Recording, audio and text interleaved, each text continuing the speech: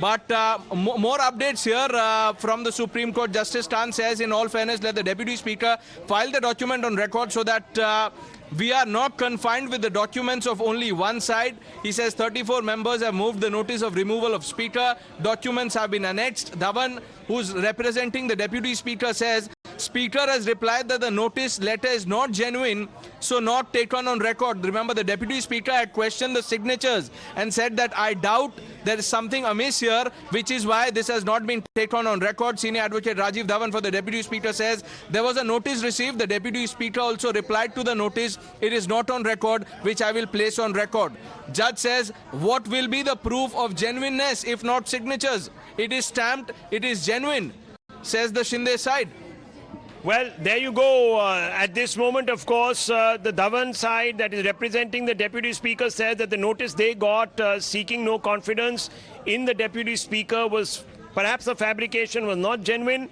The Shinde camp immediately interjects and says, look, we have hand-delivered the notice, it is stamped, and therefore it is genuine. So why such a heavy weather being made of the notice itself, and whether the notice is legal or not, or whether it is applicable or not? Nilashish, this really is fundamental. But before that, I want to bring in Arunil. Arunil, it's all coming down to that notice now. The Deputy Speaker, the notice that he called into question, saying that, look, the notice against me was fabricated, the signatures weren't real, authentic, etc., etc. Important point. Well, important point indeed, Rahul. The Deputy Speaker, Mr. Narhari Jirwar, he had raised a question on the no confidence motion that was moved against him by the Eknath Shinde camp, basically raising questions on the mail from which the letter was sent as well, saying that the mail was unverified, the mail was not verified, the mail was not there in our account, as well as the signatures that were mentioned in that letter, they were fake. That was basically the claim from the Deputy Speaker's end. Now, using cricketing analogies as well, Rahul, you were mentioning about the fact that where the final will be held, will it be held at the Bribon Stadium or will it be held at the Shivaji Park, the iconic Shivaji Park, where Shiv Sena has been holding that kind of a stronghold, making it easy for our viewers to understand. Basically, the fight is on three fronts. One is that whether the no confidence motion that has been moved against Deputy Speaker... Just stay with us. Let's get a legal view. Abha Singh joining us. Abha Singh, what do you make of the argument so far?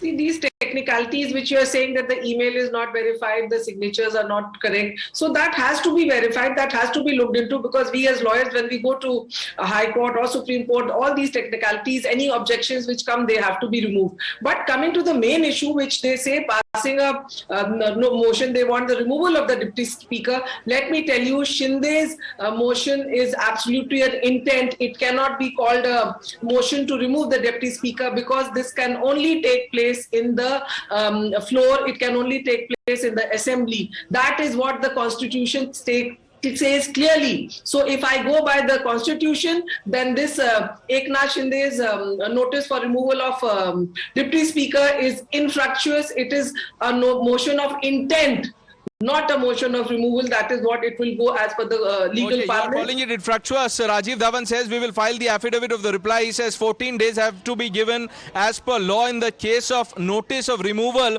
of Deputy Speaker, to which judge says file your reply. Nilashish.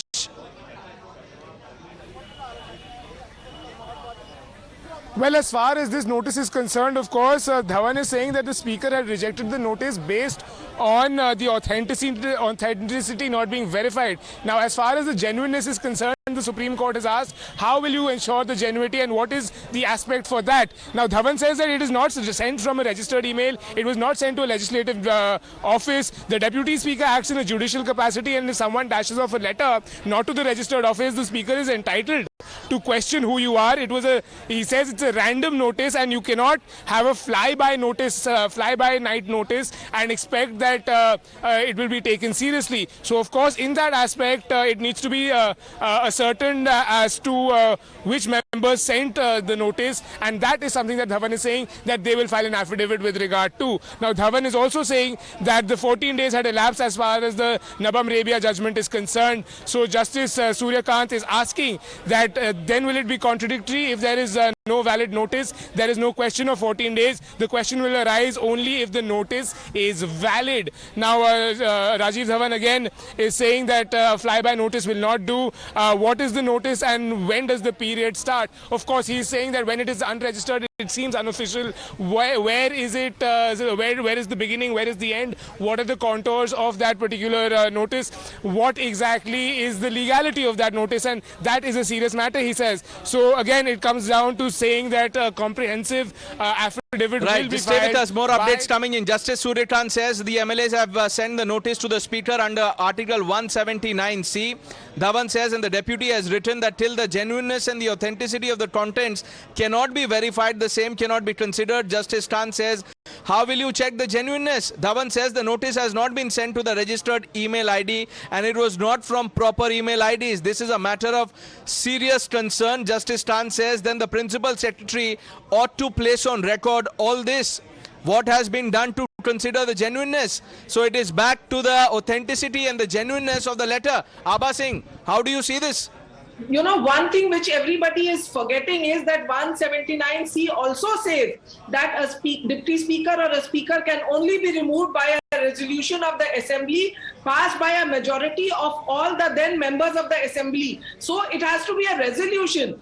And unless at least 14 days notice is given of the intention. So first is 14 days intention, then the resolution has to be passed in the assembly. How they have bypassed the assembly and gone to the Supreme Court, that itself is questionable.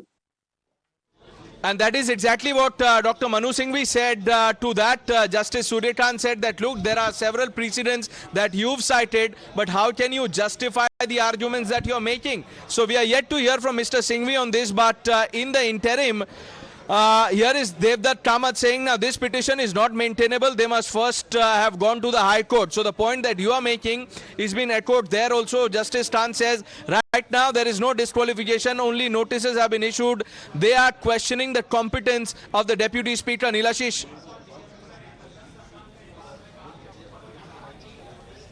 Well, yes, a party that challenges disqualification is required to first approach the High Court. That is the point that Abha Singh ji was also making, which is being echoed, I think, in the Supreme Court right now by Devdutt Kamath, saying that they have challenged disqualification and they're required to first approach the High Court. The court is saying that we are aware of that and there is no disqualification at this particular point. So Justice Suryakant does say that at this point we haven't taken away the aspect of the maintainability as well, but Devdutt Kamath is arguing and saying that the petition is not maintainable. As far as Justice Kant and the Supreme Court is concerned, only notices have been issued is what the court is saying, and there are questions of they are questioning the competence of the Deputy Speaker. So Justice Suryakant also asking Devdutt Kamath as far as the allegations from the Shinde camp is concerned with regard to the competence of the Deputy Speaker, in fact, to stay in his position and in fact also take up the matter regarding the disqualification notice in this case. So of course the issues that we have laid down over the last few hours is still constant with respect to the Speaker's position, to the disqualification notices. And remember, Devdutt, one minute, let me get this out. Yes, Abha Singh, coming to you. Devdutt Kamath is representing the Maharashtra government in all of this. Nilashish, yes, Abha Singh, you were making a point.